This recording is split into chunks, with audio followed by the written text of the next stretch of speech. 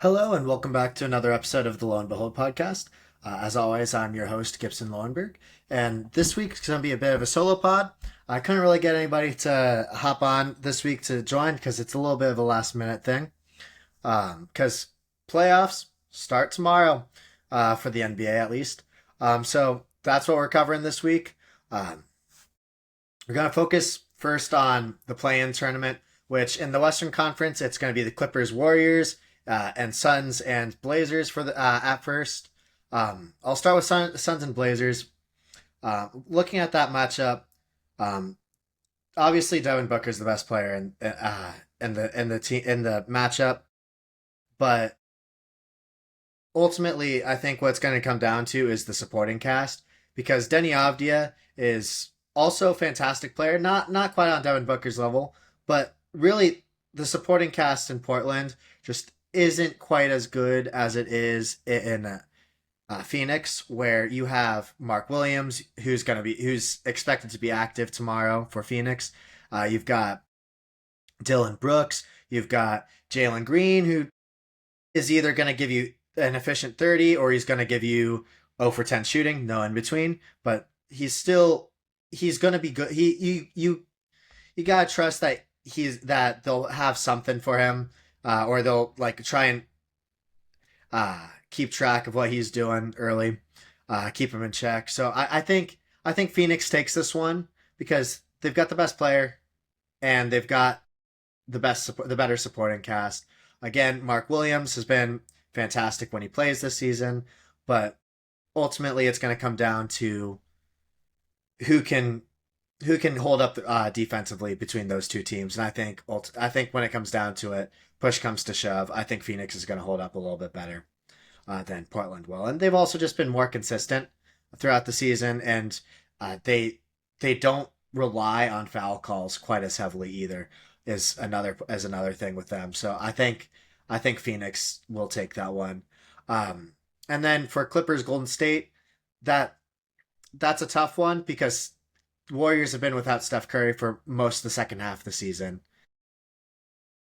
But looking at it, it's even with Steph, that's just not a good team. They've lost their last three. I believe Steph's played two of those. He is 36, 37 years old now. He's not the explosive scorer he used to be. He can't carry an offense the way he used to. Whereas the Clippers, they're also an older team, yes, but they've still got Darius Garland. They've got a few younger guys there who are capable of carrying a load on offense, and it's just they've looked a lot better in the second half of the season than Golden State has. Golden State's just even with Steph, they just haven't been good. I don't know if there's a path to them becoming good again either, because even with all their draft picks, you have to sacrifice what little positives you have on the roster to get anything good in return anyway, even looking into the future. But back to the play in, it's just I don't see Golden State pulling off this upset. Kawhi Leonard's been phenomenal. Darius Garland, since getting traded, has been fantastic. Their defense has looked dramatically improved since trading James Harden and Vika Zubac at the trade deadline. Whereas Golden State just they Pod scored 30. That's that's that's about all I can really say about them over the last couple months. Even shout out to the one Brandon Pajemski fan account that can finally tweet again. But it's just I don't see Golden State putting together a win here, and even if they do, they'll get bounced in the second game. But assuming those are the two teams that win, the Clippers and the Suns, I think the Clippers do pull off an upset against Portland. Again, they're not as heavily reliant on free throws as Portland is. They've been extremely consistent in the second half of the season. Or I think it's been 41 and 19 or something over their past 60 games. I'm not sure the exact number on that. I don't have that stat pulled up right now, but they've been phenomenal in the last 70% of the season even. So And again, the defense holds up. You've got Kawhi Leonard, you've got uh, Brooke Lopez, you've got a few other great defenders there. As Chris Dunn, as I don't see Portland winning that game, even with how great Denny Avdia has been all season.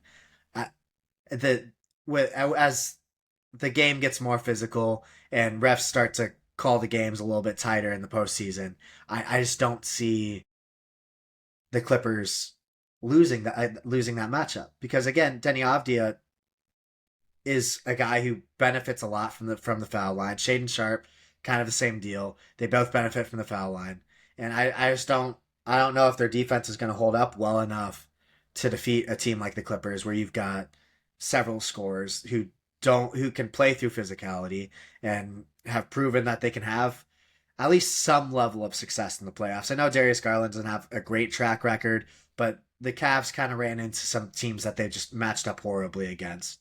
So I'll give him the benefit of the doubt. I don't think he'll play fantastic. I do think that that's a team that's going to lose probably the first round, either one of them really. But I'll get to that here in a little bit. Switching to the East, where the matchups are the Hornets and the Heat, and the 9-10 seed, and then the 76ers and Magic in the 7-8 seed. Um, that's tough. Uh, I really didn't expect the Magic to fall as far as they did. I thought they were going to be significantly better this season, but I guess between Paolo and Franz, they just haven't figured out spacing yet. So I think I'll give the Sixers the benefit of the doubt on this one. I think Embiid. I actually no, Embiid's not going to play. He's got. Oh yeah, I forgot Embiid's hurt. And Joel Embiid's recovering from that. I think it was appendicitis. He's gonna be. I think he's gonna miss this game. So Orlando might take this, but I could see Tyrese Maxey going absolutely berserk. VJ Edgecombe could have a great game. I could see I could see them putting that one together. Andre Drummond's been probably having the best season of his career since leaving Detroit. At least maybe a couple of his seasons in Chicago, but he's really having a resurgence here as the backup big for Joel Embiid. He's been fantastic. Whereas Orlando, they have a lot of talent. They just don't play well together. So I'm not. I do think they can beat Philly if Embiid since Embiid's not playing, but that's going to be a tough one again. They just don't mesh cleanly. I think I will give this one to Orlando though. Um, just due to the raw talent they have on the team. You got Desmond Bain, Anthony Black, Franz Wagner, Paolo Banchero. You got Wendell Carter Jr. You got Goga Batadze. You got Jonathan Isaac off the bench. Jalen Suggs off the bench. That you've got Tyus Jones, I believe, made his way to Orlando. But you've got so much talent there. That's they should be able to pull this one off. But at the same time, like I said, I could see Philly finding a way to get to steal this one. Moving over to Hornets Miami, as historically consistent as Miami has been at getting out of the play-in tournament somehow, even when they really shouldn't. I do think the Hornets take this one and eliminate Miami. Um, many viewers who have tuned in before know I'm a Wizards fan, so I may be biased against Bam right now because I'm still a little bit salty that he scored 83. Although good on him, but it's just the Hornets have been just absolutely dominant down the stretch. They came from looking like they were chasing for AJ Dabansa to now where they're in a position to make the playoffs.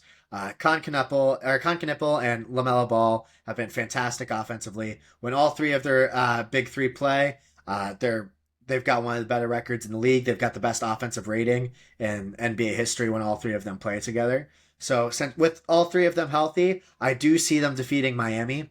Although I could see this one being a very close game down the stretch, but the shot making capabilities of LaMelo Ball, Brandon Miller, and Con Knuppel, I think are just going to be too much for Miami, even with Tyler Hero, Andrew Wiggins, Norm Powell, and Bam Adebayo all being really all-star.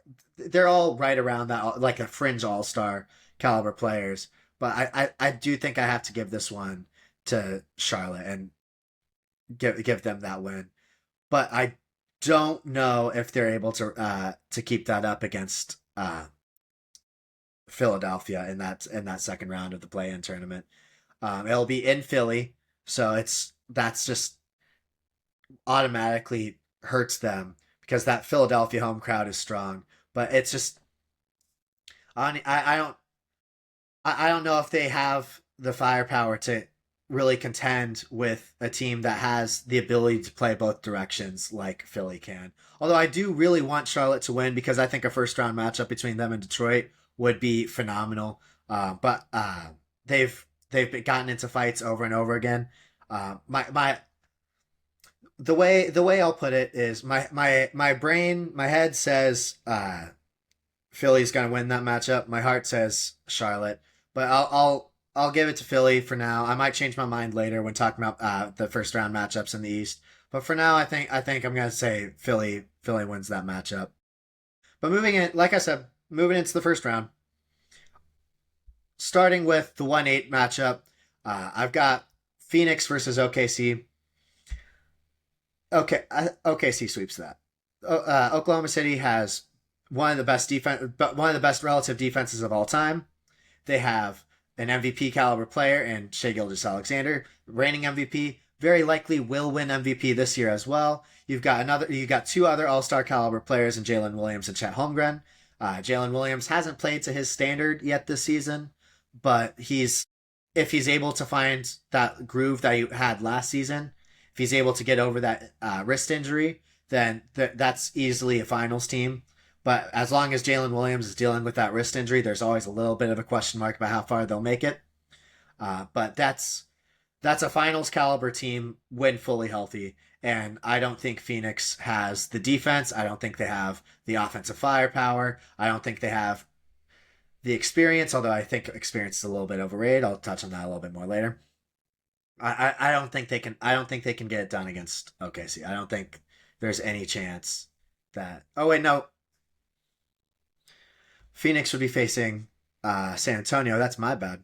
It would be the Clippers, but really it comes down to the same thing. Oklahoma City's got the better athletes. They've got MVP caliber player. Again, Kawhi Leonard's been fantastic, but OKC is bigger, stronger, faster. They're better at shooting. There's not a single aspect of basketball that the Clippers have an advantage over OKC on other than experience, which, like I said, I think experience is an overrated aspect of basketball, but uh, I know that that's an unpopular opinion, so I'll just take that. I'll leave it there. Moving on to Spurs Suns, which is the actual matchup I was thinking of. My bad again. Um, Again, I think the Spurs take that one easily. I think that's a sweep, just like the 1-8 matchup. I think the Spurs are again bigger, stronger, faster. You've got Victor Wembanyama, who's putting up absolutely absurd numbers here the last 20 games of the season, um, to really propel himself into the MVP conversation. He's been on top of the MVP ladder, but realistically, I think the voters are still leaning SGA. So I don't think but he will win Defensive Player of the Year. He locked that up the second he became eligible. He's averaging 3.5 blocks per game. He's just on a different planet. You've got De'Aaron Fox. You've got Stephon Castle. You've got Dylan Harper. They've got weapons off the bench. They're a deeper team. They're bigger, stronger, faster. I don't think the Suns can compete in that series. I don't think the Suns have the firepower or the defense to match anything the Spurs can throw at them.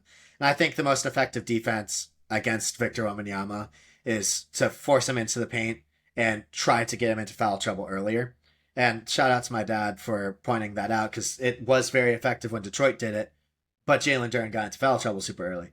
So I don't see Mark Williams being really skilled enough in the post to really force Wemby into foul trouble early. So I don't think the Spurs have any issues with this matchup. So I give that to the Spurs in 4 games. Moving on to the 3-6 matchup, which is Denver versus Minnesota. Third time in 4 years those two are matching up, so they're very familiar with each other. But that is always been a really, really tough series. Um, and Denver just got better this year. They better on both sides of the ball. This is the deepest team they've had in the Jokic era. This is the most talented team they've had in the Jokic era. They've got a legitimate backup center in Jonas Valanciunas, which is again the first time they've ever had that since Nikola Jokic ascended to be even an All-Star caliber player. They've got the best player in the world in Nikola Jokic. They've got Jamal Murray having the best season of his career. You've got they've had a lot of their young guys take a noticeable step forward this season due to just better opportunity, and it's showing. This is the best record they've had, I believe, since their championship season. So I don't see Denver losing the series. I think Denver does take this because, and I think Jokic just does whatever he wants because it's Nikola Jokic. And even if he has a bad game, Jamal Murray's capable of scoring 50 in a playoff series or in a playoff game rather. So that's one where I don't see Minnesota winning that. Even though Ayo Dosunmu has been just absolutely out of his mind since making his way to Minnesota, and he's been the perfect player next to Anthony Edwards and Jaden McDaniels. I I just don't see Minnesota winning that because Denver just has more depth. They've got the best player in the series, and they probably also have the third best player in the series as well. So I just don't know if I just don't see Denver losing that series. Which I like Anthony Edwards, so it's hard for me to say that, but I just don't see Denver falling short in that series. He's been I think they make a deep run this year. But then moving on to probably the most contentious series here, the 4-5 seed in the West. It's Lakers versus Rockets, LeBron versus Durant. Really, I think a lot of people have this series circled because it's a very nostalgic series. Because LeBron and Durant, they've been facing off against each other in the playoffs for since 2012. They've matched up in the finals 3 times. They've matched up in the playoffs a couple times other than that since LeBron's made his way to the Lakers and Durant made actually no they've this is their first time matching up outside of the finals in the playoffs. My bad. But it's LeBron versus KD. Big headlines. I think Houston takes this series. Um, they're missing Luca, they're missing Austin Reeves. So of their big three, they have 41-year-old LeBron James. And as good as LeBron's been the last few games since it was announced Luca's likely out for the season and Austin Reeves is likely out for the season, assuming they don't make it past this first round, um, they're going to be asking him to play more minutes, play more physically, and I don't know if his body can hold up. I think he's going to have to take possessions off in order to keep that level of energy throughout the games or throughout this series. Because again, he's 41 years old, so he doesn't have the gas left in the tank. And it's been noticeable all season. He's taken possessions off. He leads the league in fast break points because he leaks early. It's not quite cherry picking, but he leaves his man earlier than he needs to because he knows that that's his best opportunity to score is by getting a early start on the break, and he can't do that without leaking early. And that's how he's gotten really a lot of his points. I think that's worth 8 or 9 of his points per game this season, and when he's only averaging like 22, 21, somewhere in that range, that's nearly half of his point total, just coming in the fast break. But the problem is, he's going to be guarded by Amen Thompson. Amen Thompson is a top 5 perimeter defender in the league. I would argue he's a top 5 defender, period, in the league due to his ability, due to just how versatile he is defensively. Both him and his brother, both the Thompson twins are capable of locking up just about anybody on the going around the perimeter, but are also tall enough and athletic enough to contend shots at the rim and send shots into the third row. So I with Amen Thompson being the primary matchup on LeBron and the Lakers defense really not having anybody anywhere close to that caliber against a team that has Kevin Durant and Alperen Şengün. I don't see I don't think the Rockets lose this series. I don't think the Lakers have a path to victory without Houston facing significant injuries. Uh, More so than what they're already facing with Fred VanVleet and Steven Adams being out. But even with that, I don't think Houston can win that. I can lose that series. I just don't see it. I think a lot of people are expecting LeBron to go crazy like he has in the past, but this is the best defender that they've put on him, arguably ever. And that's even acknowledging how great Kawhi Leonard was back in his prime. Amen Thompson's just otherworldly defensively, and I don't see I don't see LeBron being able to take over when he's 41 years old, playing a being defended by a player of that caliber, and then just turning around and not having the defensive options to go against Kevin Durant or Alperen Şengün. I just don't see it. I don't see it unless Houston just completely falls apart. But moving to the Eastern Conference, it's going to be Detroit versus Philly is what I think is going to be, or not Philly. Yeah, it was Detroit versus Philly is what I think. It's going to be the first round matchup. Again, I would really like it if it's Detroit versus Charlotte. But I think Detroit, either way, you could give them any of the four teams, excuse me, in the play-in tournament, and I think it's a four game sweep. Detroit has just watching them as a team. You can. It's weird because when they'll play games and that don't really matter, and it's like, okay, they're kind of you can tell they're coasting until like the fourth quarter. Like the other day, they played against Charlotte, and Charlotte was shooting extremely well. Detroit wasn't really doing much. Charlotte was keeping it a close game, and they were trying and they were trying to get physical with Detroit. Try and get Detroit to respond. They were like pushing Pistons players. And the first three quarters, it was a really tough game, really close game. And fourth quarter comes around, they scored 6 points in the first 10 minutes of the fourth quarter. Detroit just, it feels like they always have just another gear they can get to. And I don't think that they're going to coast at all in the playoffs. I think it's going to be full steam ahead. I think they're going to be really gritty. I think they're going to be putting in 110% effort every single play. And then you've got offensive firepower out of Cade, who's I think is one of the most underrated players in the league. Largely because he doesn't care about his scoring numbers. He doesn't care about his personal numbers. If there's an opportunity to get somebody else involved, he does it. He doesn't. He makes the right play every single time. Every single time. Without failure. And then you've got Jalen Duren, who's averaging 20 points, 10 rebounds. You've got Duncan Robinson and Kevin Huerter, who are both knockdown three-point shooters. You've got Ron Holland has been shooting over 40%.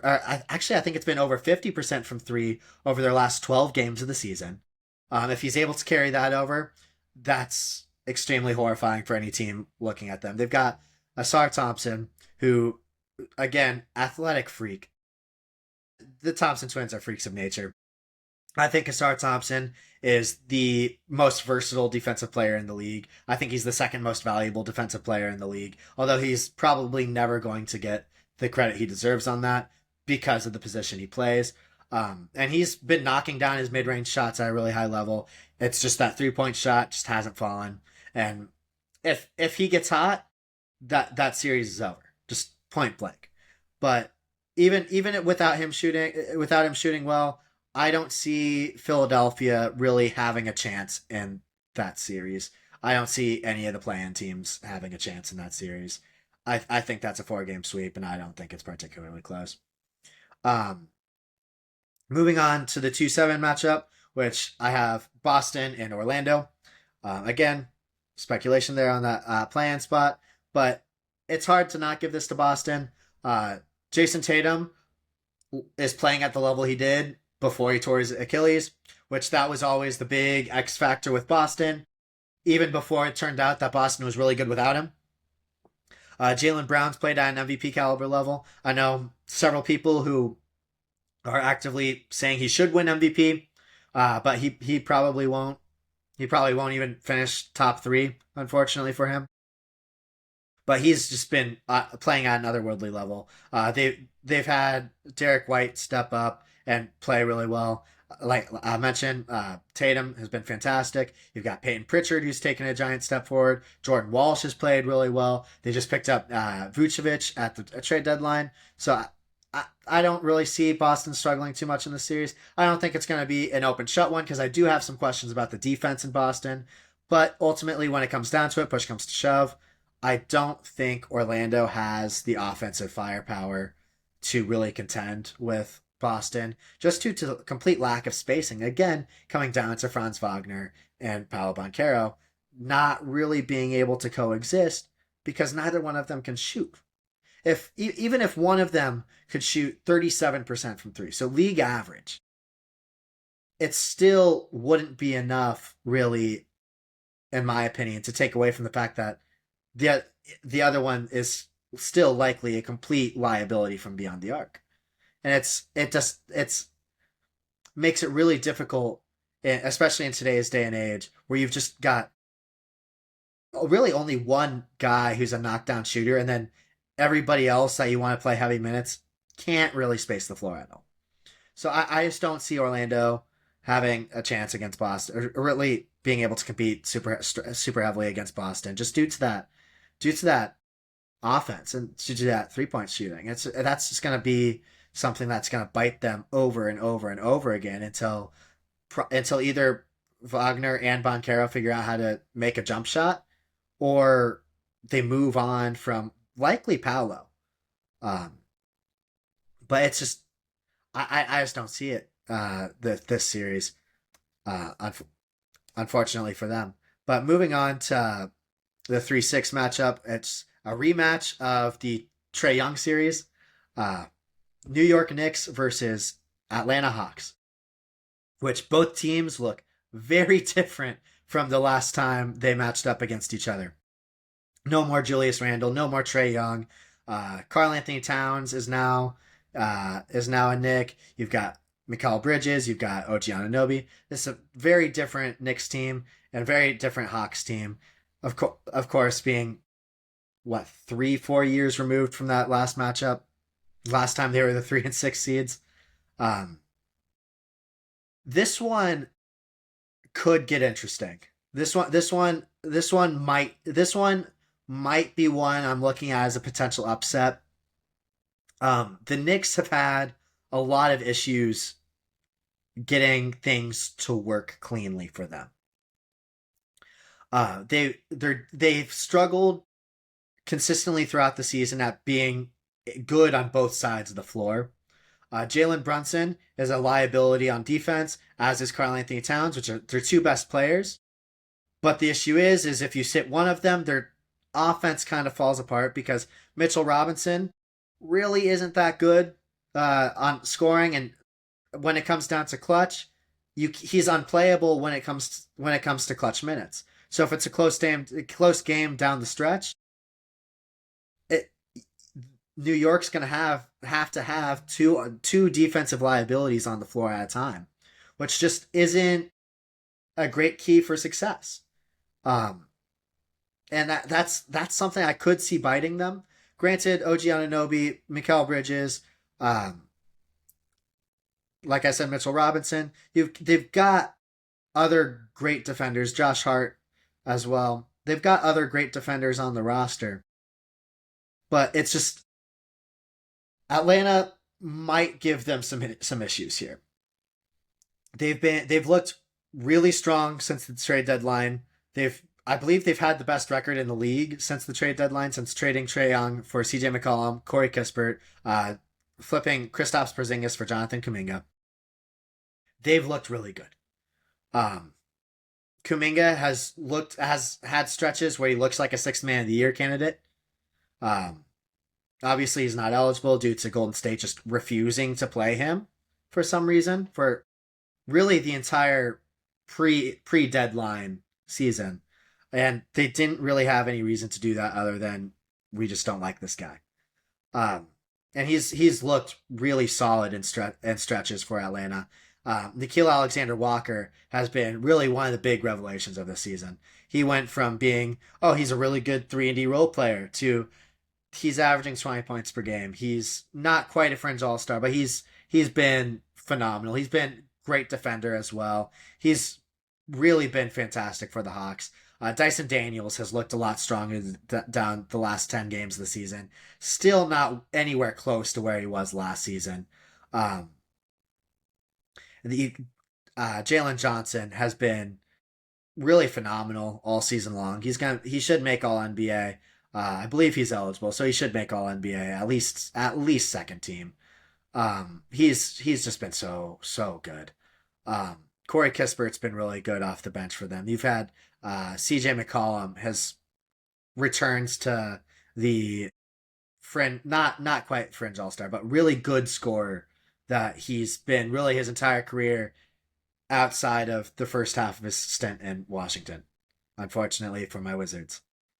Um, my real question with the Hawks is they are really small at that center position. You've got Mo Gay as really one of your primary backup bigs, and he's really skinny.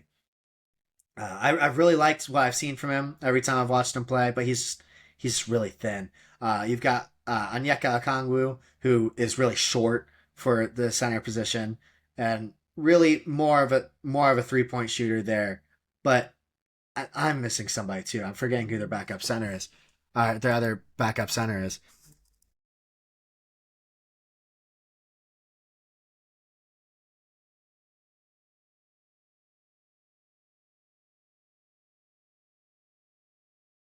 Okay, maybe I'm just making that up. Um, but that center position is just very small for them. They've got Jock Londale, which even if he's not really an impactful center either. I don't know what they're going to do at that center spot. I could see that being I see that being an issue for them, and really either of their any matchup they have in the Eastern Conference. Every Eastern Conference team has a really good center. So I'm not sure how they're gonna fare with being so undersized at that position. I do think that's gonna be something that they look to correct in the offseason. Which I could see, I think Atlanta is going to be very active.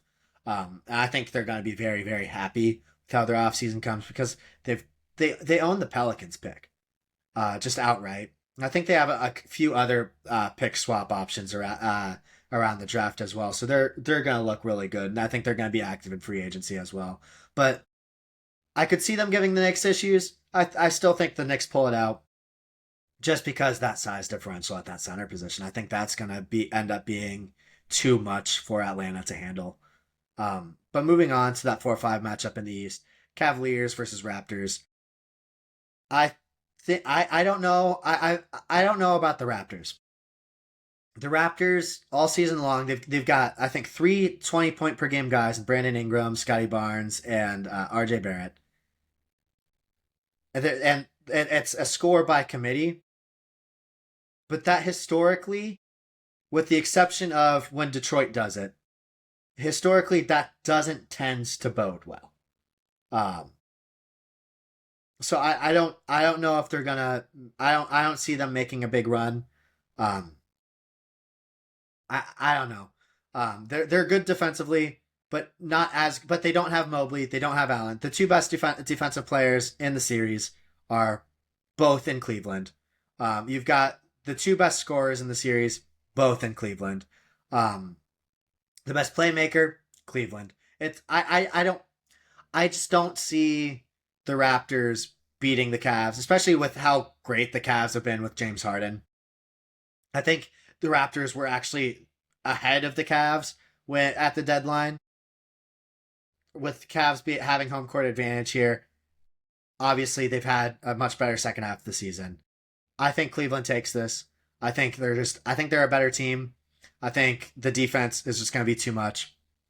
And I think having just two prolific scorers as well as two guys who are more than capable of scoring, and then strong role player play out of your support crew off the bench and uh, with Jalen Tyson and I'm forgetting other guys on their roster. They got Dennis Schroeder and Keon Ellis. They've got a strong roster.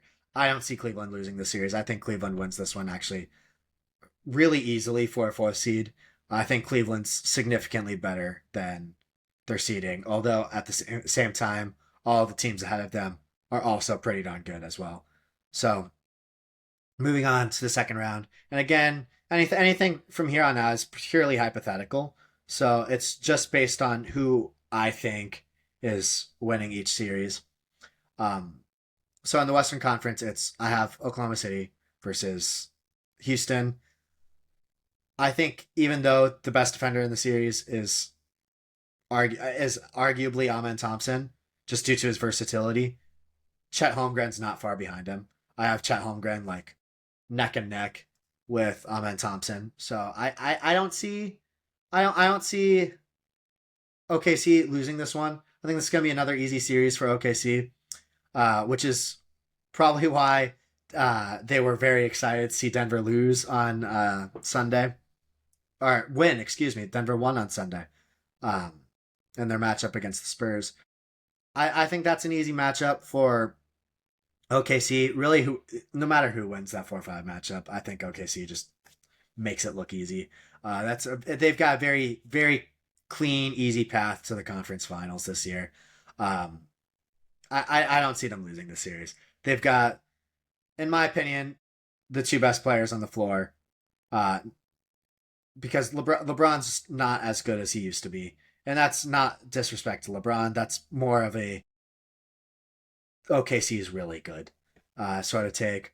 And even against Houston, I think OKC still has the two best players on the floor, even if with Houston winning, which I is my prediction. I don't see OKC losing either one of those teams. I don't see OKC losing in the second round. Um, they're against Houston. They're the deeper team. They're the faster team. They're the more athletic team. They're the better defensive team. They're better at scoring. They've got the better offense. They've got better shooting. They've got just every aspect of basketball. They should beat Houston at pretty easily. Even if Houston loses, same thing applies to the Lakers. There's nothing either one of those two teams do where it's objectively better than OKC, and that's just how it is. Yeah, moving on to probably the most fun second round matchup in the entire bracket is San Antonio versus Denver, Jokic versus Wemby. Um, that that I think is going to be a phenomenal series. I do think I think that's absolutely going to be the matchup, and I think that's going to be probably the best second round matchup that could possibly happen with teams how they are right now, because I think every game those two teams have played has come down to the last like handful of possessions. I think they've gone to overtime twice. They are very evenly matched. Wemby is the best defender in the NBA. Jokic is the best offensive player in NBA history. They're the two best rebounders in the league, and they have phenomenal teams around them. They've got phenomenal coaching. That's going to be just a clash of the titans. However, Denver has the best player in the world. The biggest issue Wemby has is his post defense. That you get him into foul trouble early by playing through the post. Wemby is best used as a help defender. So Jokic being the one of the best post players of all time makes that a horrible matchup in a 7-game series for Victor Wembanyama and the Spurs. So as much as it pains me to say this, I think with the seeding as it is, I think the Spurs are out in the second round. Um, they they are slightly more athletic than the Nuggets, but the Nuggets have just probably the best half court offense in the NBA because the two most effective plays in NBA history are Jokic post up play and a Murray Jokic pick and roll. Their primes. Those are the two most effective plays in NBA history. Not a Kareem skyhook, not a Steph Curry three, not a LeBron fast break. It is a Jokic post up and a Jokic pick and roll. And I think both of those put Wemby in a position to potentially get fouls early, especially if that's how uh, I think it's Adelman is their coach. If that's how they decide to attack the Spurs early on, I think San Antonio could be in trouble because without Wemby, they are not as good. But moving on to the Eastern Conference, uh, Cavs and Pistons. I think the Pistons take that one. I think the best player in that series is Cade Cunningham. I think Jalen Duren is very good at being at. I think Jalen Duren is going to create issues for Cleveland because it forces Mobley or Allen to stay home on Cade Cunningham drives because you know Cade is going to find Duren or even Asar Thompson. And then Detroit's defense is just dominant. They'll have Asar Thompson or Ron Holland on Donovan Mitchell the entire series. You've got you're likely gonna end up with Cade Cunningham on James Harden, which which you live with because Cade is a good defender, and then off the bench you get Ron Holland in Detroit and Kevin Herter and Dennis Jenkins. That's just and Isaiah Stewart as well, who's been just phenomenal. Everything you could ask for from a role player. I I don't think Detroit loses that one either. I think Detroit takes that series rather comfortably, um, and I think this is probably the worst matchup for them in the Eastern Conference as well. That they're a very hard playing team. I I don't see Cleveland being able to keep up with them at all because they have the better athletes, they have the better defense, and their offense isn't that much worse. They don't have the shooting that Cleveland has, sure, but it's just I don't know. I don't like that matchup for Cleveland. I think Cleveland which is going to struggle a lot in the half court, and I don't think they're going to get as many full court opportunities as they'd like because Donovan Mitchell and James Harden aren't the perimeter defenders that you'd really like to see as a backcourt duo. Whereas I think Detroit gets plenty enough fast full court opportunities between Asar Thompson, Ron Holland, who are arguably two of the three best defenders in the series. Actually, I'm not even gonna say arguably. They are two of the three best defenders in the series, and they'll force turnovers early, especially with James Harden, who's kind of known for being for forcing for allowing turnovers. I think Detroit gets plenty of opportunities in the fast break, and I think their half court offense holds up better than Cleveland's will against Detroit's defense. Um, moving on to the other side of the Eastern Conference matchups, I think Boston and New York is an interesting matchup because both teams have flaws, but the Celtics just have less, if that makes sense. Um, Boston has two high caliber stars who can both play defense. So you can play both of your stars at the same time without sacrificing your defense. And I think that is going to make a difference here. I think that's really going to be the difference. Although again, I don't like Vucevic there at their center. I think that center matchup is going to become really interesting because you don't really have defense from Vucevic or Cat. So I think that's going to be a really interesting matchup to see.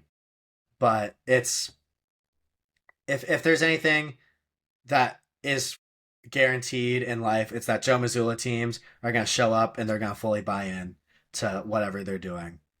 And I think that and then the fact that you can play Jalen Brown and Jason Tatum on the court at the same time is really going to be the difference between them and the Knicks. I think the Knicks do fall short here. Another second round exit for them.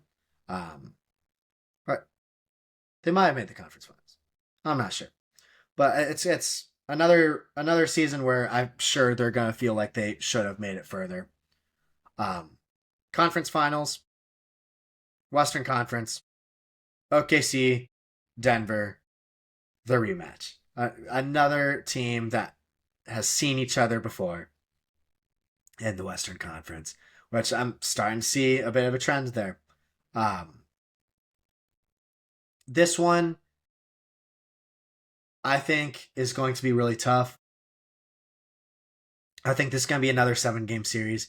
Even though last year OKC I think was a little bit better last year, and Denver was a little bit worse last year.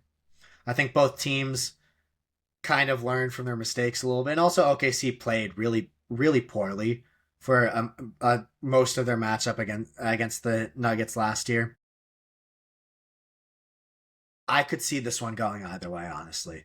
Um, and that's going to be a really tough win for both teams. Again, I think those Jokic and SGA, in my opinion, are the two best players in the world, and I don't think third place is particularly close right now either. And so I think it's going to come down to what can the non-Jokic, non-SGA guys do in that series. What's Aaron Gordon, Jamal Murray, Cam Johnson, Christian Brown, Peyton Watson? What are those guys going to do? How are they going to play in the non-Jokic minutes? Because historically, it's the non-Jokic minutes that Denver just gets obliterated by. Even though they do have a significantly better backup center this year in Jonas Valanciunas, it's still the non-Jokic minutes that they tend to lose. And then OKC, can Chet hold up against can Chet Holmgren play at an all-star caliber level throughout this series? Can Jalen Williams return to that all-star caliber play that he was last year before he broke his wrist? Or had I think he had tore a tendon in his wrist. But can he return to that all NBA caliber form that he was last year?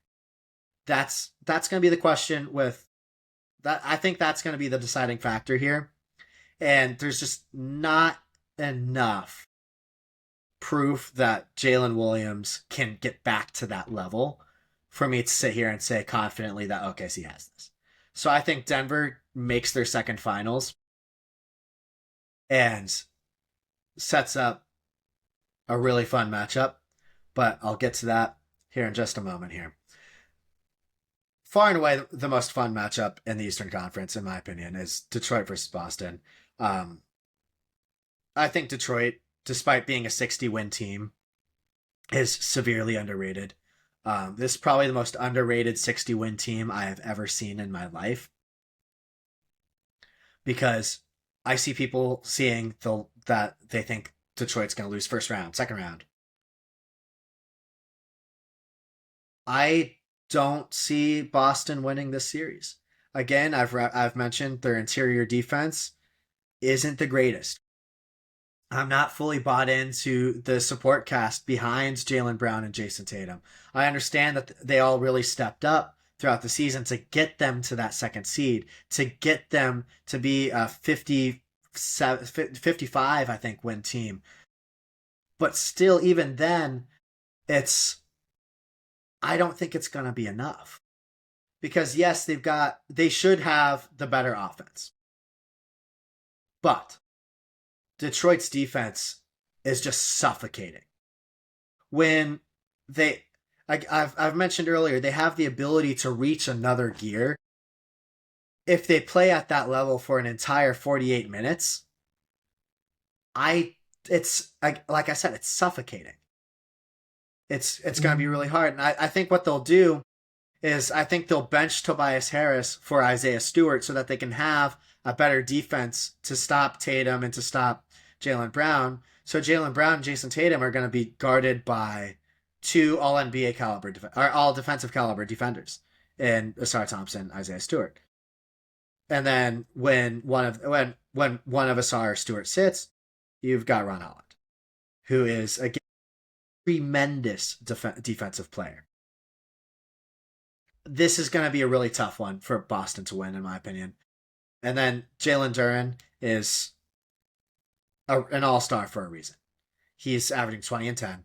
He's able to hit pull up mid-range jumpers.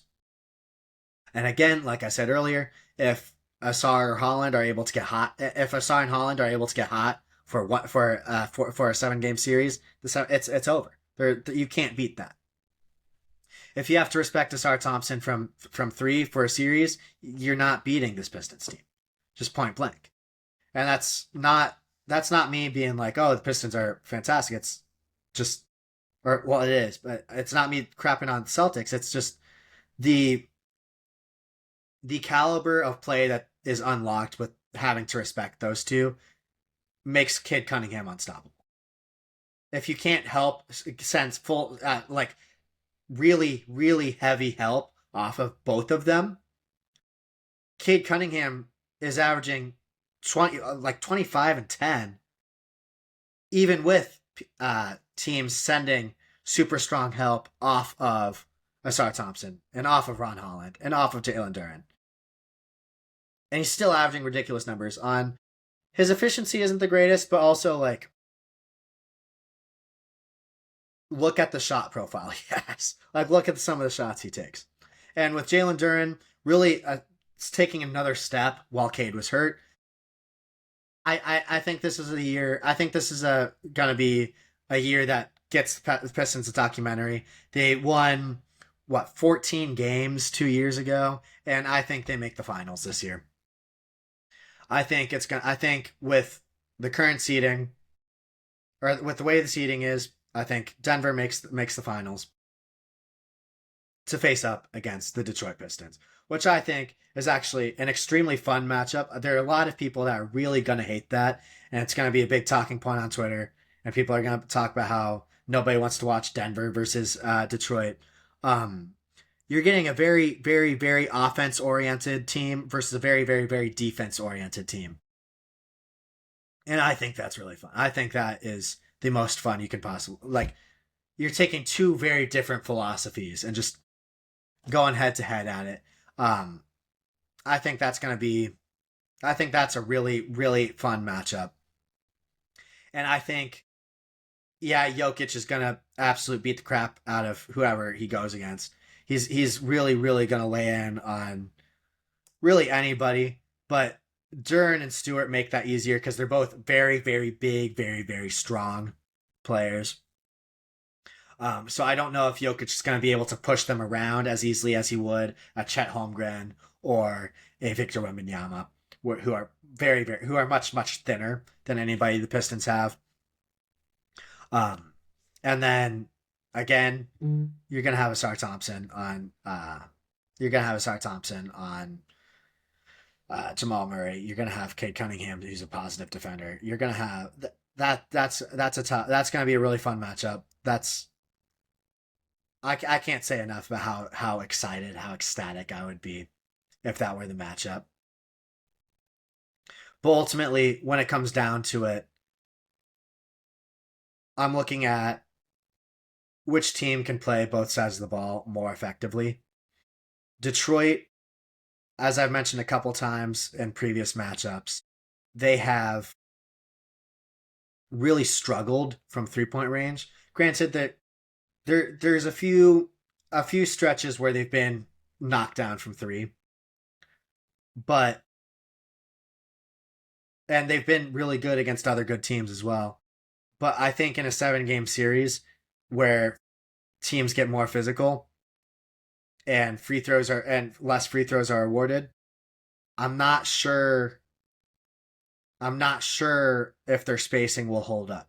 But also at the same time, this gonna come back down to physicality as well, because the Pistons are also a team that is already very physical and already doesn't get a lot of free throws, despite being probably the most physical team in the league on offense. So it's really hard to judge them because they already play playoff style environment, because they already play very hard. They already play very physical. They play the style of play that you would expect to see in a playoff series, which I don't think any other team in the league does unless they're against Detroit. But it's I don't know that one's really that one's really a 50-50 if this is the matchup, because again, Jokic best player in the series, but Detroit's defense phenomenal. You got Jamal Murray, who's probably the best scorer in the series, not named Jokic. Um, Cade Cunningham, smooth operator. It's a 50-50. I don't know. That's I even prepped, and I still don't know who I want to have in this series. It is the ultimate 50-50 matchup, but and my heart is saying Detroit, which would be probably the greatest turnaround in NBA history if they pulled that off. That would immediately solidify every player on this roster as legends of the city, legends of the franchise, because just about all of them, with a few exceptions here and there, Karis LeVert, Tobias Harris, all of the main guys on this roster were there when they lost 28 games in a row. They have a brotherhood almost, where they're very close. They're very it's a very tight knit group because they lost those 28 games. There's nothing there's no amount of pressure, I think, that you can throw at them where they're like, we haven't had worse because of that 28 game losing streak. So I think I have to give this one to Detroit because of that and because of their defense. And I think it's gonna, like I said, I think it's gonna be a tough series. I think this is gonna be one of the best playoff series we've ever seen, and I think it's going to bring a lot of positive attention to the NBA as well, which they've kind of struggled with a couple times with some of the teams that have made big runs. But I I really like this Detroit team. I think this is a final. I think this is a championship caliber team because they have been so battered by injuries throughout the entire season, and it just has not impacted how they play, how they approach the game. And so a healthy Pistons team, I think, does win the finals. And that was a very, very difficult decision there. But yeah, that's my playoff predictions for the 2026 NBA playoffs. I really had no idea uh, who I was going to have win some of those. So those were there are some really difficult matchups there that honestly I could be 100% wrong on some of these matchups and I'd be perfectly fine because even with how confidently I answered some of those, uh, it's just they're so close. That's so tightly contested. Some of these matchups are going to be that I just didn't know who I was going to pick. Anyway, thank you for joining the Low and Behold podcast. This has been Gibson Lowenberg. Thanks for joining.